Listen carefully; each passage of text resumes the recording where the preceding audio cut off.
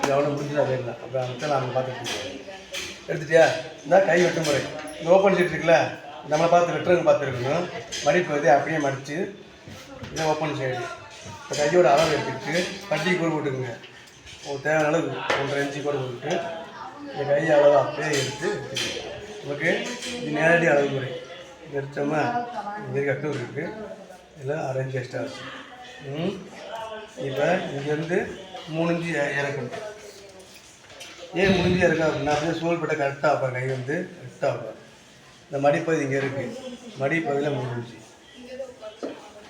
சரி எவ்வளோ இருக்கோ அந்த கிளாஸ் நேராக பார்த்தா வெட்டும்போது மட்டும் 4 இன்ச்சு வளைச்சி எடுக்கணும். இது வந்து பின்பக்கம். முன்பக்கத்தை எப்படி எடுக்கணும்னா இந்த 3ல் பாதி இதில் சென்டர் இங்கே வர இந்த இடம் இங்கேருந்து 4 இன்ச்சு குறித்து டேன் பண்ணிடணும். இங்கே நிலம் வரணும் 4 இன்ச்சு. இது டிஃப்ரெண்டாக இருந்து இப்போ 2 சேர்ந்து பின்பக்கத்தை ஃபஸ்ட்டு எடுக்கணும். எடுத்தோம்னா இப்போ ஓப்பன் பண்ணி எடுத்துக்கிட்டு முன்பகுதி மட்டும் வெட்ட போகிறோம்.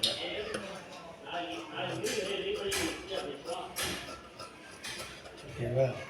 இது முன்பகுதி, இது கை மடிக்க வந்துருச்சா? பாறை கை உங்களுக்கு அழகாக கிடைச்சோம். முன்பகுதி பலவாகல ஓகே முடிஞ்சா நிறைய பக்கம் வச்சு கற்றுட்டு போதும்.